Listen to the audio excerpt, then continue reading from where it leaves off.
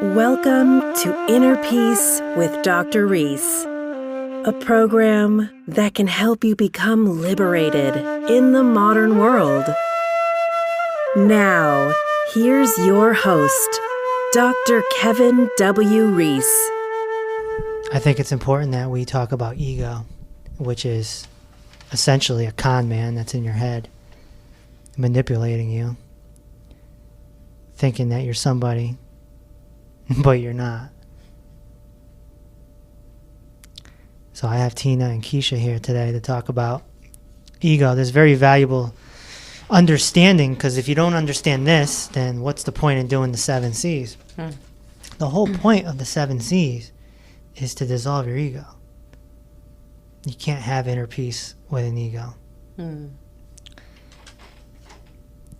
And sometimes people don't know what ego means. It's a watered down word, just like detox. There's tons of watered down words now, you know. The society and the family programs us into, thinking the word ego is arrogant or what have you. It's not true. Actually, if you meet a Zen master, Zen masters are very direct, very disciplined and direct. They're not like super compassionate, like they're not going to hug you. And people sometimes think that they're arrogant. That man's not enlightened. He's got an ego. No. He's telling you the truth. There's a story of a Zen master who people always came to him to learn. And one day a scientist came to visit him. The scientist came in and he said, "Hey, Zen master, how you doing?" He's like, I know so much. I went to all this school. I've done all these experiments. I think, I know everything pretty much about life. But there's just a little bit I don't know. I'm hoping that you can fill in those gaps for me. And the Zen master's like, "Would you like some tea?" Yeah. Give me some tea. He's got the cup out and the Zen master's pouring the tea. Drip, drip, drip, drip, drip, drip. All of a sudden it's overflowing. And the scientist is like, "Oh, what are you doing? What are you doing? No, that's too much. It's too much." Now it's coming down. It's burning his hand. What are you doing? And the Zen master looks at him and he says, "Why don't you come back when your cup is empty?"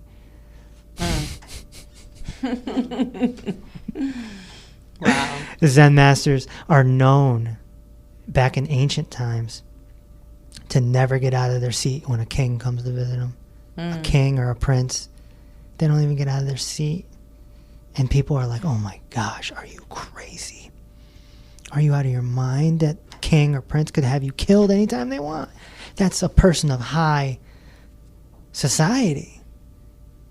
The Zen master's like, "But they're beneath me."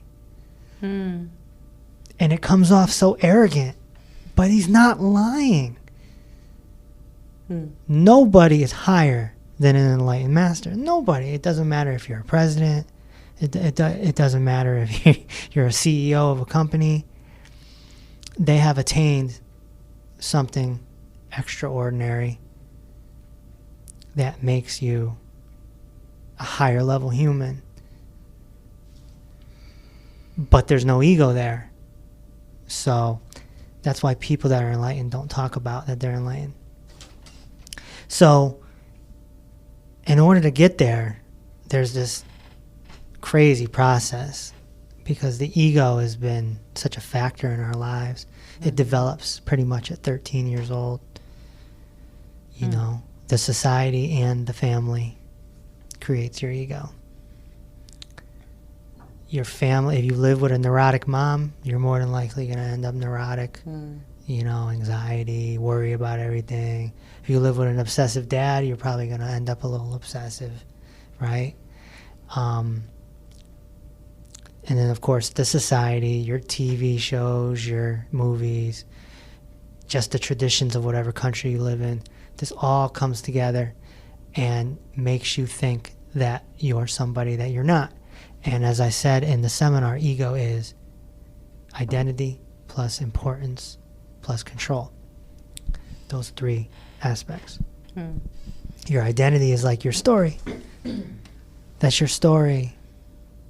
I am Keisha. I am a nurse. I've been nursing for this many years. I'm married to Mike. I have kids. I this, I that. I drive a this. I drive a that. When I was 13, this happened. It's identity. But if all that really matters is the present moment, then all of that past story it's just a dream. It's just a dream. It's like tonight you might have a dream that you're flying from cloud to cloud. Like, yippee! You're in the clouds. And then you wake up. Oh, okay, it was a dream. That's like our stories. It's like a dream. It's just, you might be able to remember something really good that's a year or two old. It's very hard to remember in detail what happened to you 10 years ago, 20 years ago. If something's really dramatic, maybe. But it's like a dream, and that's what it's going to feel like when you're on your deathbed. Everything's going to feel like a dream. It was a dream. It was like those 80 years went by so fast. Like, how did that happen? Importance. Everyone wants to feel important, superior. This is the whole essence of birthdays. Birthdays are really, the society programs us, right? The first birthday. First birthdays are a big deal, and they slam the cake down the kid's throat. And they Slam the cake down the kid. and they take the picture, right? Yeah. That's a tradition. It's an American tradition. Okay. Yeah, but birthdays I heard Which is special. And you know what? They're not I know, special. no, because let me tell you I why. think that I celebrate being alive for another year. Well, You can that's- do that on a normal Tuesday in Yeah. March. Yeah, So but that's my you know what birthday. so my kids, I'm not the biological mother of some of my kids. So they, and it's fine, their moms choose to have their kids have a birthday party almost every single year. Right. They have a party with cake and everything. Not like not all the time with other kids or anything like that. Not a huge one, but just with family and stuff like that. And I choose not to do that with my daughter. Right. Like, and it has to do with, I'll say happy birthday to her. It will be like she and I can like spend some time together doing stuff like that. Cause I would rather do that than to like give her a party. Right. But that's what they choose to do. But that was one of the things my husband had kind of a little issue with. He goes, "Why do you? She should get a party every year. She should get a cake every year with, her, because her aunt does cakes. Oh no, she does cakes every year for the kids. Right. Why? Right. She doesn't I don't need do that. cakes every year, but I take my Yeah. daughter with her friends to do something. I'm big on birthdays. So. Yeah, I don't. Well, even that's my something. son, That's something to examine, Tina. Yeah, like my son just turned 22, and Right. we didn't do anything. We just like, oh hey, 22, Right. happy birthday. Woo-hoo. Right. Yeah. There's no significance whatsoever, and it's a measurement. That's like celebrating every time you lose a pound. It's like You sure do. I do. and But then if you gain a pound, what do? You Yeah, don't celebrate. you don't celebrate. You get upset. You get up. one of the best feelings I ever had when I turned 33, I was at the ashram in New York, and I turned my phone off on my birthday, and man, it was a great feeling. It was the first time I had ever done that, and it was just a transformative experience, because for the first time in my life, I wasn't observing, and nobody around me knew it was my birthday. I was a complete nobody, just blending in with everyone else. It was amazing. One of the best experiences of my life. You have to experience this stuff to understand. Celebration of birthdays are just a stimulation of the ego, just like a song is, or a movie or whatever, or somebody giving you a compliment. It makes you feel important. It makes you feel important, but you're not important. And I know that sounds like dark and twisted to some people. Like, how can you tell somebody they're not important? We're all God's children and we're all flowers and we're all important. Okay. We have to understand that our outside lives are all a little different. True. Remember, we have an inner life and an outer life. Mm-hmm. Our outer lives are all a little different. We have different personalities. We like different things. We have different likes and dislikes. We have different circumstances, things like that. But on the inside, we're all the same. We're all the same. We're all electrons, protons. We're the same. Everybody. And it's not even just the humans, it's the animals. So it's just this big ball of light that has awareness. And you know, the analogy that I gave at the seminar was the ice cube. So the society and the family are the freezer and the ice tray. And that shapes you. And that takes this water and it turns it into an ice cube. And we can say the ice cube develops by the time you're 13. So by the time you're 13, you got a little ice cube. And it'll get a little bigger because you might have more growing to do. But your whole life you think your whole life you think you're an ice cube. I'm an ice cube. And I'm shinier than you. Right? And you now, because your ego is formed, so now it's I'm shinier than you, and now I'm shinier than you, and then the person that's not as shiny gets depressed, and there's this whole dynamic. You think you're an ice cube, and then you get on your deathbed. This is for a normal person. Then you get on your deathbed, and you start melting.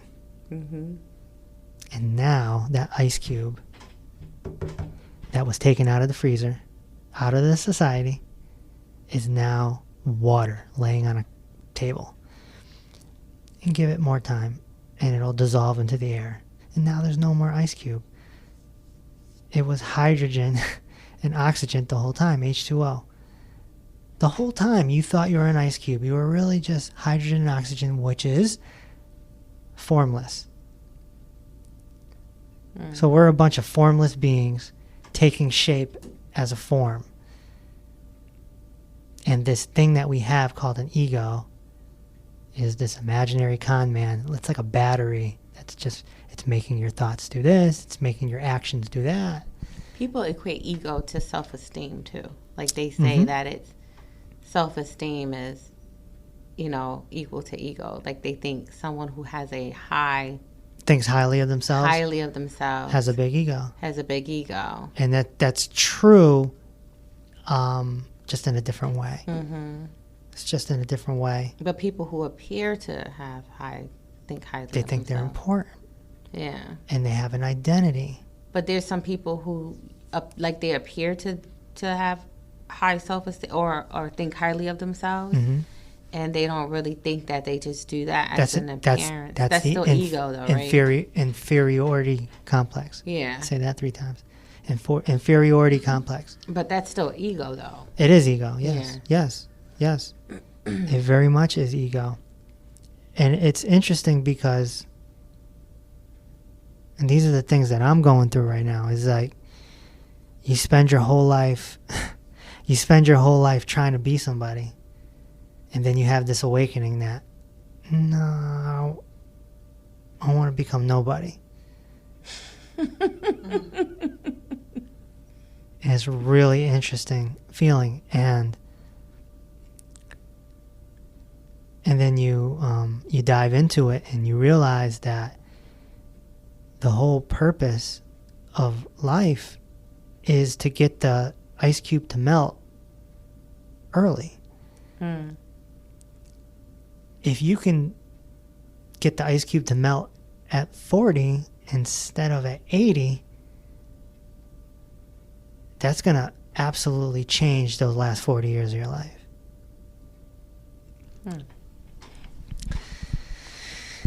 dissolving the ego. It's a known spiritual phrase called die before you die. If you die before you die, you can never die. Because death won't mean anything anymore. It'll be like you're packing your bags to go on vacation.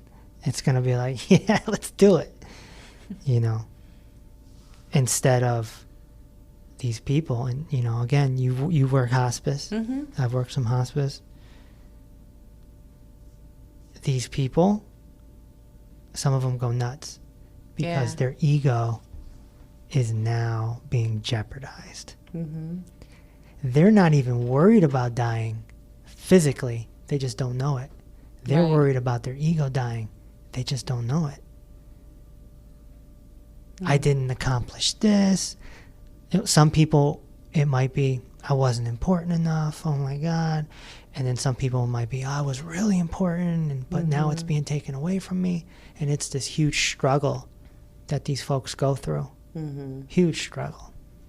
I had one woman told me, you know, I come all this far in age and I'm dying from this. Like, that's what she said to me. I'm dying from this. Like she's above it. Right. Like I can't, she wanted to die from old age. Like she was like, I'm dying from this. This is what's going to ultimately kill me. Right. I did all of this, but this is what's going to kill me. Right. That's what she said to me. Right. Right. You see the ego there. Yeah. Yeah. And the other thing is control. When you're on your deathbed, you lost control. Control is over. Yeah. Control is no more. You might not even be able to use the bathroom by yourself.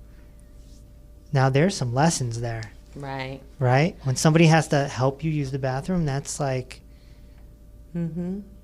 these are your moments to wake up. Or clean you up after. Sure. Like having to help get you clean. These are your moments to wake up. After Ram Dass had his stroke,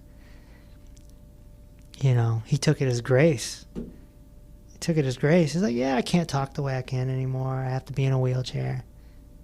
So what? Learning from it. Most people can't do that. They can't. Most people... They start struggling. They struggle with that. Hard. Like, and that's what I'm saying. If you kill your ego before you die, kill yourself before you die, and then you'll never die. But when I say kill yourself equals ego, because that's who you think. That's who you think that you are. That's your identity, your importance level, your control. And yeah, people struggle with that. But that identity was given to you. Yeah, it was formed over the years. Formed over the years. When I was 16, I went to broadcasting school. That made me important because my other classmates were still figuring out college. Then I went to my senior year of high school and I was interning at a radio station. Now I'm important. What's your job? Oh, you work at Ben and Jerry's? I work at the radio station, right? Then I get to college, get the TV show, get the radio show. Don't even care about my grades. All I care about is my radio and TV show. People start calling me K-Dub, and then for short, if they're really close, they start calling me Dub. So now I have a nickname. Yippee! I got a nickname, and everyone calls me by my nickname. And everyone wants to come to my room in my apartment, because we smoke a lot of weed and we rap. We got this little box and we all rap and we get high and rap, and all the rappers on campus come by and it's like, yeah, we all want to hang out with Dub and Milo. And and then I get out of college, and then boom, I'm on Hot 93.7. Like that, 21 years old. Boom. This huge ego from college, right on professional radio.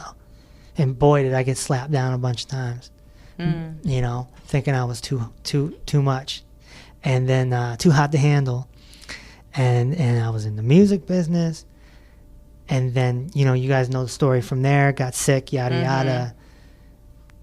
Quit radio, went into health. This is when my awakening started to happen, and blah blah blah. Here we are, but that's my story. Yeah, that's my professional story, right? But it's not going to matter. It doesn't matter. It doesn't matter. You'll be shocked to know that enlightened masters, no matter how famous they get, they don't write an autobiography. Never. Never. Only one man has done it, and he gets criticized for it. Only one man has done it, Yogananda, and he gets criticized for it. The past is irrelevant. Your story is gone because you're formless. You're really a formless ball of awareness. But you think that you're something else. Is this really a table? Well, if we put it underneath the microscope, it's not a table anymore.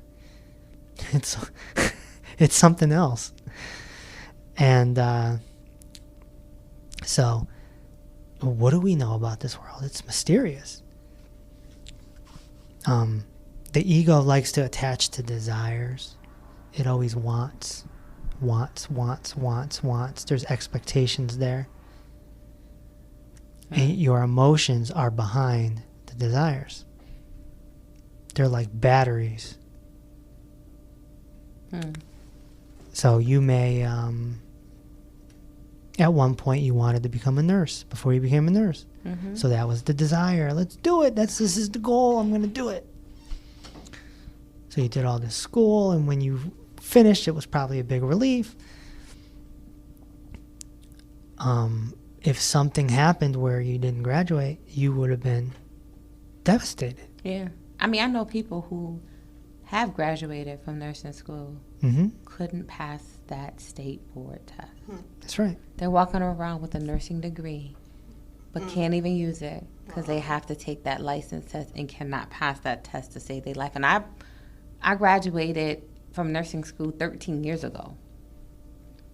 So it's and I know people who are right now, 13 years later, still only a nurse by degree only, not even licensed, because they can't pass the test.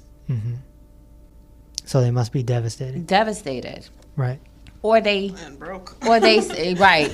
Or they say, oh well, it wasn't for me. I'm just gonna just They have to rationalize. It wasn't for me. I'm just gonna go on and do something else. My dad's identity was based on being a senior tradesman at his job. He was a senior. He was respected. Emphysema forced him out, so he had to retire early. If he didn't have he'd still be there. At 73 years old, he'd still be there, no doubt about it. But he was forced out. Doctor wrote a note, you can't work anymore, buddy. Forced him into retirement. Wow. That hurts when you lose your control and you're losing your identity. And you don't feel important anymore. And now the only thing that makes you feel important is mowing the lawn. This goes, I gave this example at the seminar. The happiest day of our lives is the day we get our driver's license. And the worst day is the day they take our driver's license away. Sorry, sir, you can't see anymore. You can't drive. Sorry, sir, your mind is not where you're supposed to be at. How do you deal with it? You have Alzheimer's. How do you deal tell with someone that they have Alzheimer's and they can't remember where they go, so you have to give up their license or take away their car? You know? Yeah. So, how do you deal with this? Well, the ultimate way to deal with it is to never have to deal with it. And that's by dissolving the ego.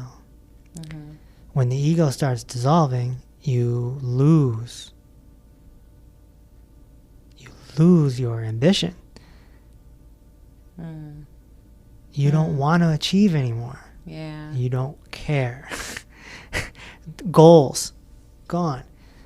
Because there's nothing. Because losing the ego is the only goal. If you lose your ego, if you get to this inner peace, you could be rich or poor. It's irrelevant. To you, it's like, whatever. It's irrelevant. I can deal with it however. Right. Because as many spiritual masters say, you get into a state of what's called a let go. It's called a let go. It's a state of mind, a let go. And you can practice that any day you want, you know. I was doing it when you walked in earlier, Tina. I was just sitting here. I was just zoned out. It's like a form of meditation. It's just a let go. You just let everything go, and it's just like, it's blissful. You're not harming your body because you're not tense. Right. You don't need a massage. People that are enlightened don't need a massage. There's no tension. There's no tension. It's all gone. Everything disappears. And you're not afraid to die. Yeah, we're always with this ego. We're always trying to arrive. We're always trying to arrive. We want to do this and we want to do that. Well, I want to do this before I'm 40, or I want to do this before I'm. Is that just like a bucket list? Like when people, that's still like an ego thing too. If someone does a bucket list. No, I think it depends on what the goals are. If the bucket list is like, oh, I always want to, jump out of an airplane, I wouldn't say that's ego. Okay. Necessarily. That's just something you want to do.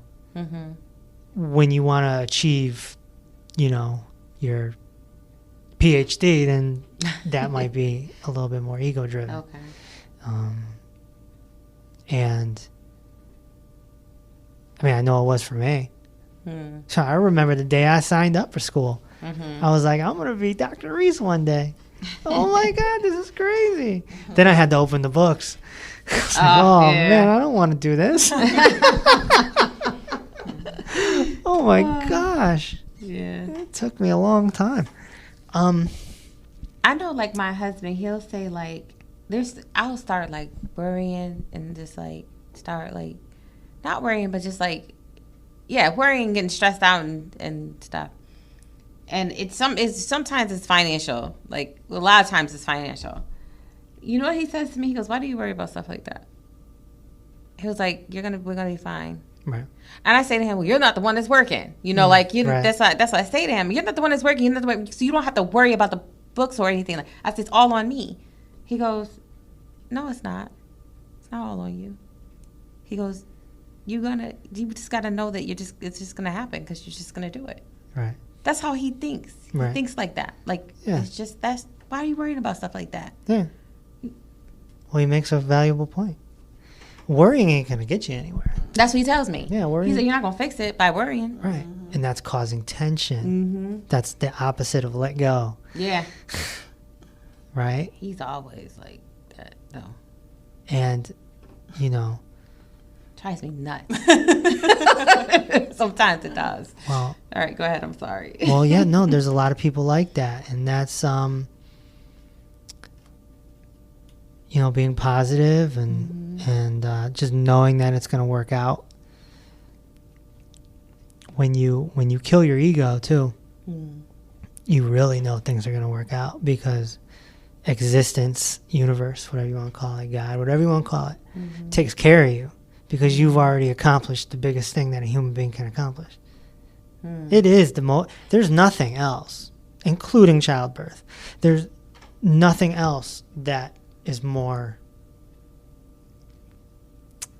what word do I want to use? It's just the highest level that a human being can reach. And, I use the term reach or attained loosely. We're just playing with words here. Because when one does become enlightened, they're just discovering their natural state. We all have it. We're all enlightened. We're full of light. It's just we've become so dirty from the family, from the society. And that's where the 7 C's, the inner peace practice, comes in and purifies us. And we can get down to that inner peace. But we all have the ability. We all have it. In Zen, this is called our original face. Of course, it's hidden from us. It's hidden from us because if everybody became enlightened, if everybody killed their egos, nobody would go to work. Nobody would. Society would crumble. Democracy down the tubes. Wouldn't work. people would only do communes. They'd do communes. They get into communes and all day. Yeah, they go into communes. You know, you work in the kitchen, and I'll clean the beds, and you make sure the garden's good. Everybody just pitches in like a little commune. That's what people would want. Yeah. That would be like a dope world, though. For real. Like, you know what I so mean? good. That's like no worries. Everybody just working together just to like right. make everything work. Like, Right. Right. Utopia.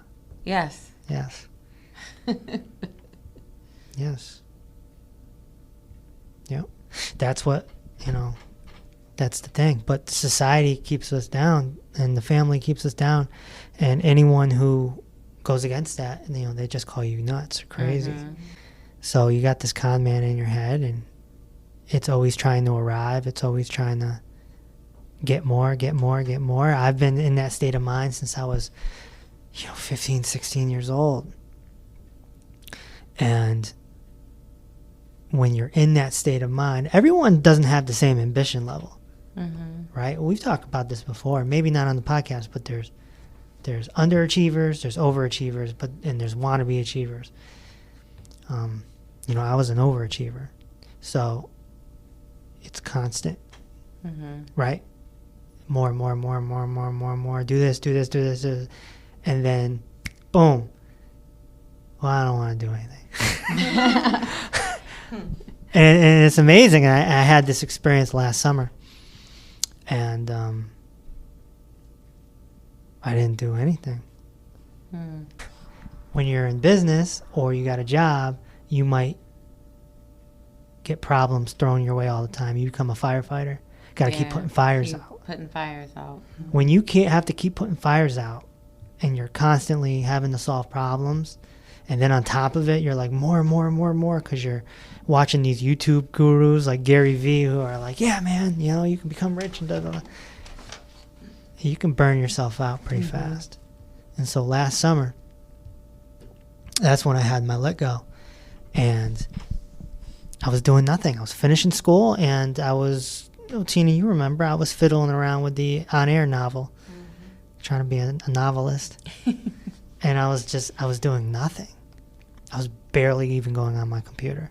I wasn't even checking my email. I've been checking my email 17 times a day for the last 20 years. And then all of a sudden you're just like, no, I'm good. I don't want to check that no more. And then you're meditating for hours a day. And sometimes it's also just laying there. Just having a let go. Letting the tension go. And you can start reaching levels of bliss.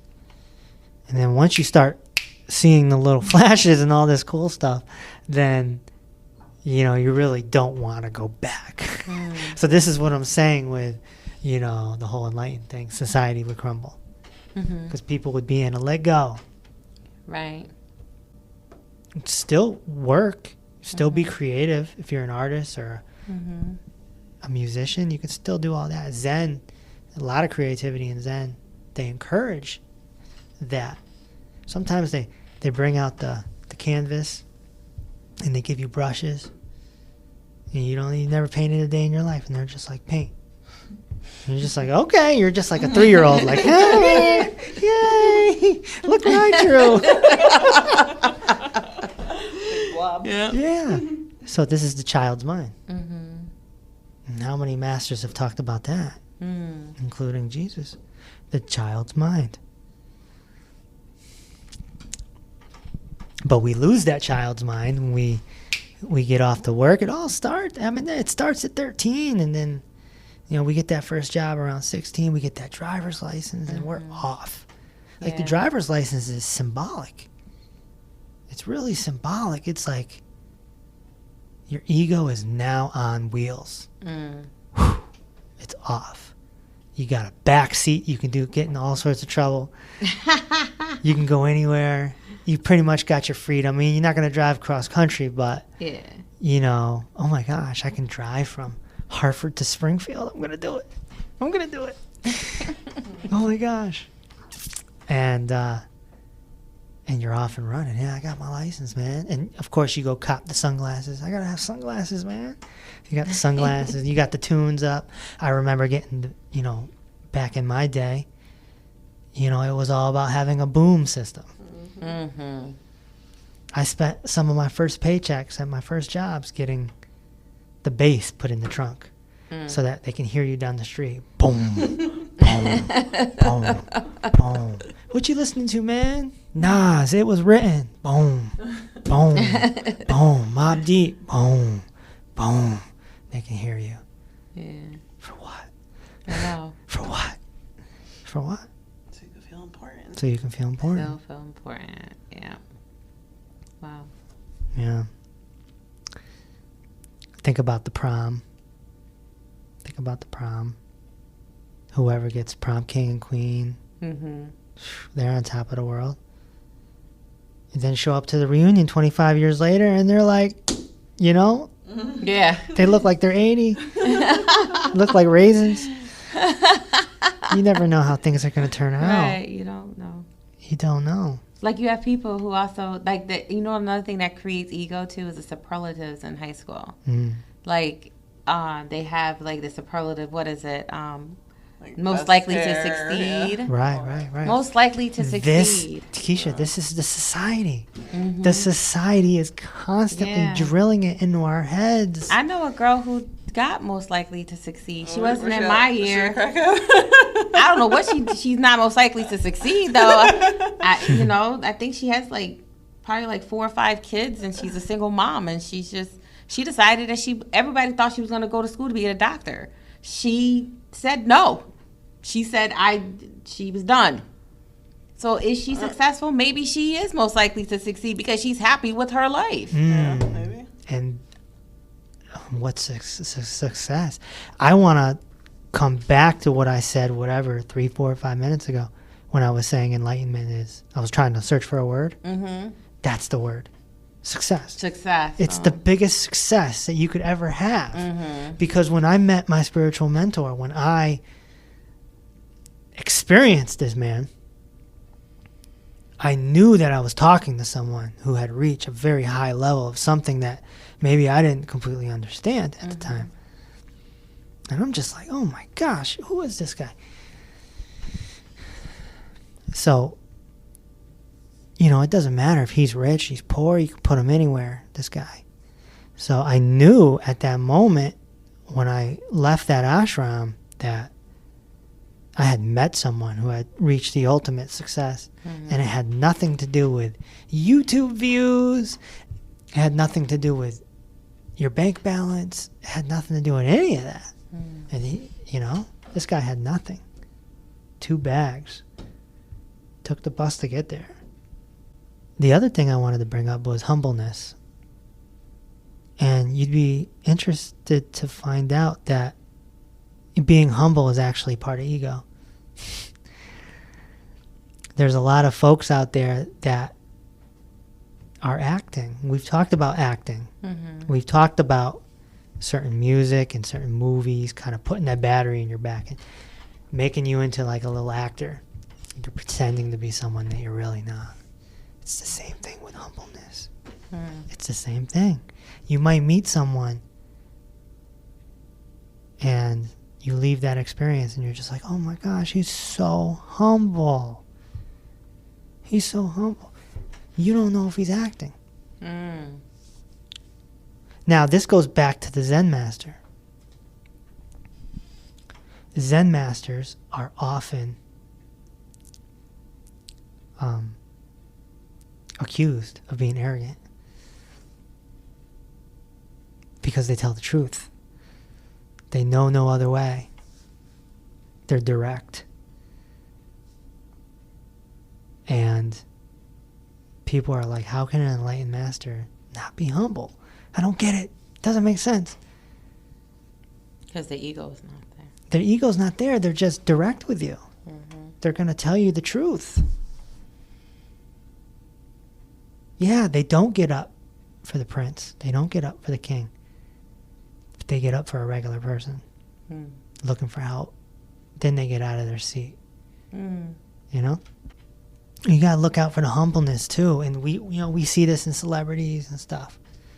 We see this. You know, poor Dwayne Johnson, I'm always using him as an example. You know, he's just always teetering on humble and cocky. Yeah, he is. He is. He'll be like, you know, for a sexy bald-headed brown man like me, you know, and he's being silly. What I'm trying to say is, when you reach that level, there is no humble, there is no cocky. You just are. There's just an isness, a suchness. You just are. But expect that, especially somebody in Zen, to tell you. They're going to tell you the truth. And if they know something as true and you don't, expect to be hit with that hammer. Right? Zen masters hit you with a hammer. You know, make-believe hammer. Most masters will, you know, poke you with a stick, so to speak. They'll say things to agitate you. I do it to you all the time. Poke you with a stick. Poke you with a stick. Poke you with a stick. Because sometimes people are, you know, lost in duality. Right? The truth is always in the middle. And that's the isness, the suchness. So watch out for the super humble person too. It doesn't mean that they're egoless. It doesn't. It means maybe they're introverted. If some people don't like praise, I don't like praise.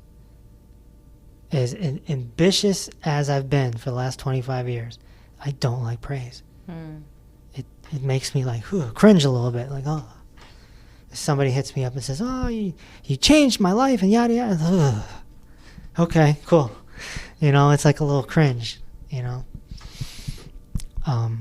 What about when we're all kissing your feet? You're not supposed to kiss them. You're supposed to touch them. Touch the Right, feet. touch the feet. Well, when somebody, I know that was a joke, but I just want to. When somebody does touch the feet, it's for the person, not for the master. Because in order to elevate, you have to become a disciple. You can't, if you're a student, that means there's skepticism. You're still caught in duality. Students are caught in duality with their intelligent minds, their, you know, the PhD way of thinking, the philosophy. Sometimes we call that philosophy, right? You can sit here and talk about philosophy for hours and hours, but you don't know unless you know, right? We can sit here and talk about, are aliens real? And you can bring up all your theories, and I can bring up all my theories. Right. But unless we've, you know, had that experience, we don't know. And if only more people could just be honest and be like, I don't know. That's one of the most important sentences any human being can say. I don't know. I have no idea. I don't know if there's aliens. There's a lot of evidence. There seems to be. What about Bigfoot? But we don't know for sure. This mofo's been hiding from us for decades. Yes, decades. He's chilling with Tupac in the woods. Yeah. Bigfoot, Tupac, and Elvis. They're out there having tea. Yeah. And, you know, and Bigfoot's another example. So many people have claimed to see him or it. Or it. And there's been no legitimate. There's like that one or two I've videos. seen a couple of Bigfoots. But there's been no like capture. Yeah. You're not seeing it on CNN like Bigfoot has been caught today in Canada. Or it looks like they are like hovering over him with a drone or something, Right. and they see Right. something hairy running Right. upright in the woods. Right. That could be like one of their friends in a costume, This- as far as we know. This is the problem with belief. The ego likes to believe. I know that's going to offend some people. But belief is one hell of a drug. Amen. You either know or you don't. You guys know that the fruits and herbs can heal the body because you have experience with that. Right. But your family members or friends, not so much. Maybe they're like, you're crazy. I don't think Yeah. that can really work, right? People are skeptical. Students are skeptical. Not everybody likes their professor or believes in their professor. When you're able to devote and become a disciple, that's when you touch the feet. It's not for the master, it's for the disciple. You know, look at the Jesus story. You know, he had 12 disciples. But how many of the 12 were real disciples? And how many were just students? Was it Mary that the one that came? Not his mother, Mary. I'm talking Right. about The other Mary. the other Mary that came The to prostitute. see him. To see him, and Yep. she washed his feet with the oil. Yes. You know, and she touched his feet. Yes. And then also the woman who wanted to be healed, all she did was touch his cloak, and she was healed or whatever. Yeah. Yeah, I know some stuff about the Bible. So look, Yeah, that was. that story is significant. You know why? Mm, Judas questioned it mhm. because he wasn't a disciple. He was a student. Oh, yeah. Judas questioned right. it. He said, why are you touching his feet? Why are you, master, why are you letting her do that? Right. Isn't there a poor person out there that you can use these expensive oils for? Oh, yeah. Yeah, I remember that story. Yep. Okay, Yeah. so what happens now? Doubt creeps in. Mhm. And sometime later, he becomes a turncoat, Mhm. snitch. Yep. Okay?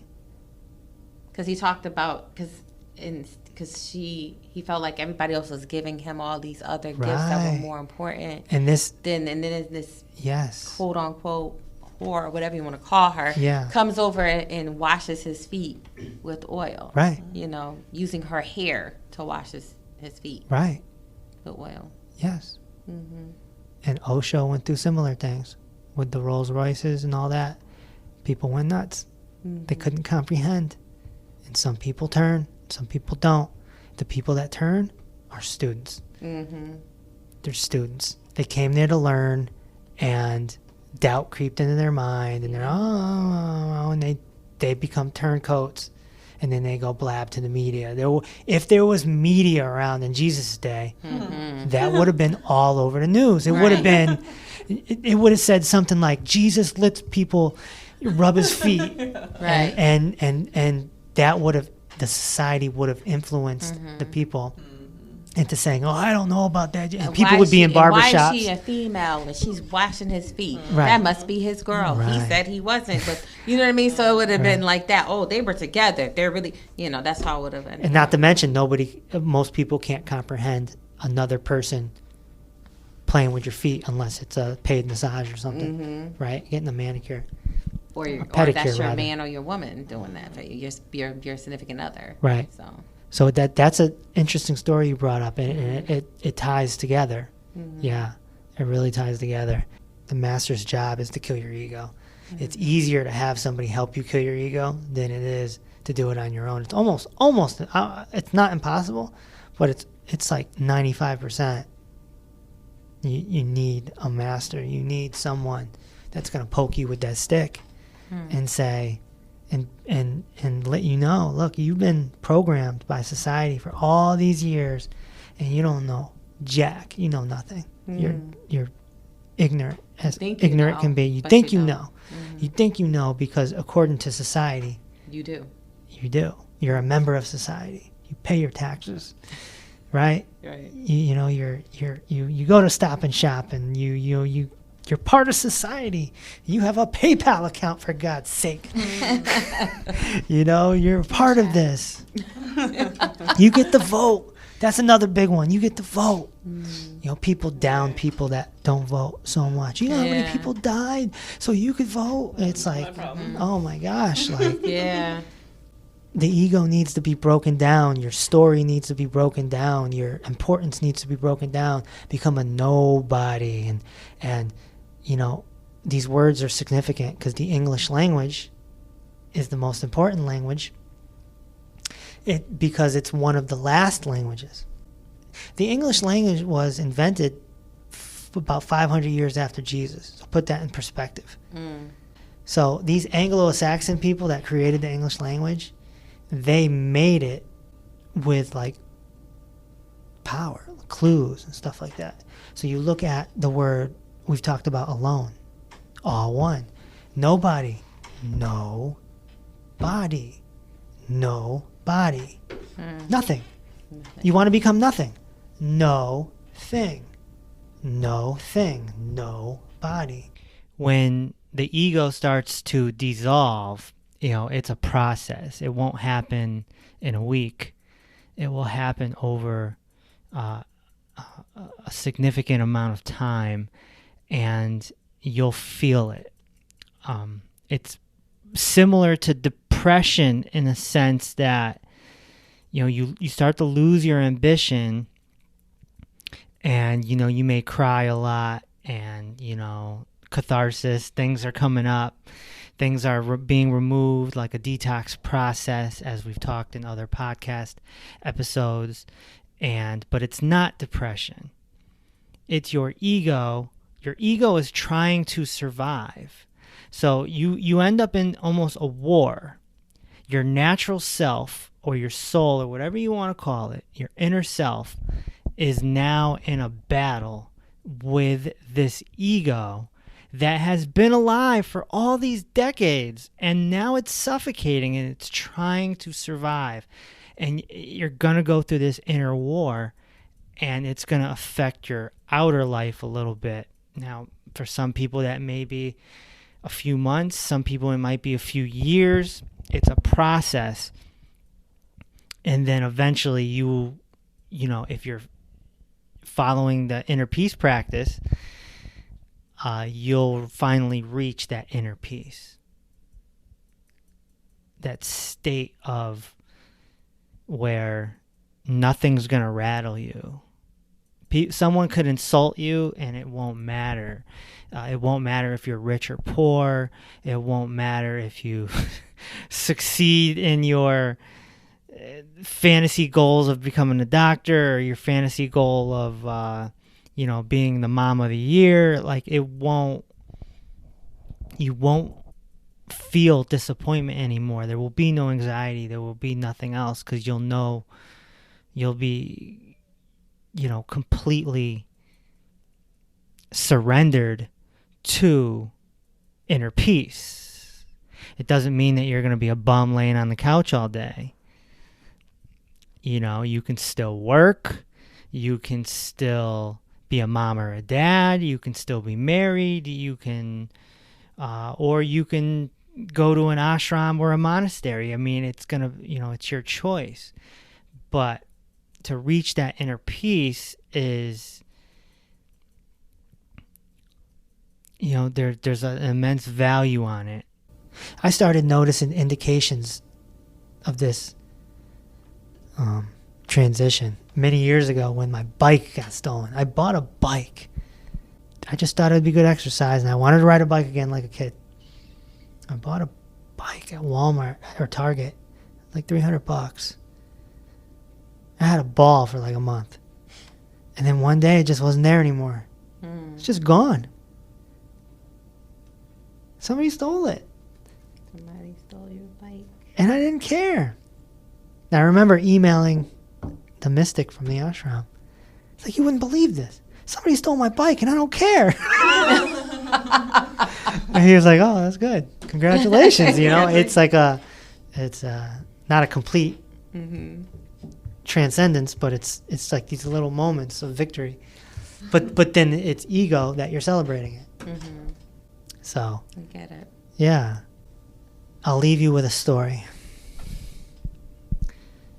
It's about this guy you might have heard named Alexander the Great. You ever heard of him? Of course I've heard of him. Is it safe to say he's probably maybe top 10 most famous people in the history of the world? Probably. Everybody knows that name? Yeah. I know the name. You know the name? Mm-hmm. Alexander the Great was a prodigy who became a general of Greece and eventually took his father's place as king. Mm-hmm. He was a very young king. He became king like in his early 20s. Mm-hmm. He was already an accomplished general. People respected him. And he had a fascination with conquering. And he went to other nations and he would conquer with his army. And that's how he got his nickname. People started, Calling him there was no internet back then. It was just word of mouth, and people started, oh, Alexander the Great, Alexander the Great. And he accomplished quite a lot. But he was always unfulfilled in some sort of way. And he was always astonished by a lot of the philosophers. Of course, Socrates came before him, but very well known. Aristotle, guys like this, Plato. But there was this one guy named Diogenes. Diogenes was reported to be an enlightened mystic. And Alexander the Great, at around 32 years old, kept telling his team, I want to meet this Diogenes guy. I want to meet this guy. And they're like, oh, sir, I don't think it's a good idea, because Alexander felt unfulfilled. And he would hear these stories about Diogenes. He didn't have a home. He wandered. He had his begging bowl, as a lot of people did back then. He ended up giving his begging bowl to a dog, because he saw the dog drinking out of the river one day, and he said, if he doesn't need a bowl, I don't need a bowl. He goes, here, dog, you can have my bowl. And Diogenes would lay around. A lot of times he would just be naked, just laying there at the beach, laying wherever. And people would come to him for advice or whatever. And Alexander the Great was fascinated that this man had no ambition, and he was happy, and he was rooted. You couldn't make him angry. He was fascinated with this. So he finally got his wish. He finally got to the city where Diogenes was, and Alexander had just come back after conquering. He had one more place to conquer, but he wanted to see Diogenes before. And he found him on a beach. And he walks up to him. He's in full gear, sword, armor. And Diogenes is laying there naked on the beach. And Alexander's a little taken back, like, oh, I don't say to this guy. But he says, Diogenes, I am Alexander the Great. Diogenes looks up. He says, what a stupid name. This is what I'm talking about with the honesty. Yeah. It's like, why do you call yourself great? What's so great about you? You must have an inferiority complex. And Alexander could have killed him right there, right? It's not like he'd go to jail. He was the law. And he goes, okay, all right, I accept that. Diogenes, you're a great, mystic master, whatever he called him. He says, I have lots of power. What would you like? Please, make a wish. I'll give you whatever you want. You want a home? Do you want a woman? What do you want? Diogenes looks back up at him and goes, I want you to get out of my way. You're blocking the sun.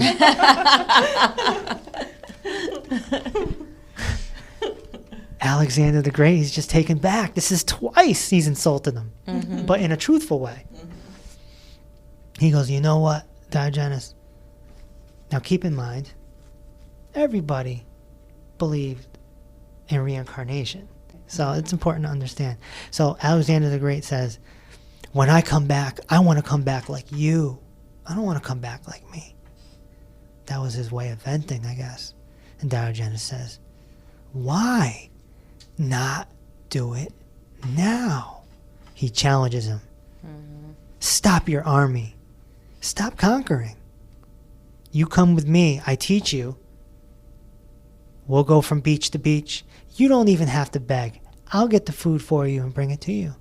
And I'll teach you how to live this lifestyle and become truly great. Alexander says, well, that sounds like a great opportunity. I'll consider it after I conquer this last region. I have to go get this last region.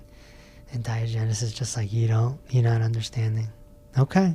It's like there's power in now, not in later. Yeah. So he leaves. Alexander the Great leaves. And he goes to conquer this last region. And guess what? He does. He conquers it.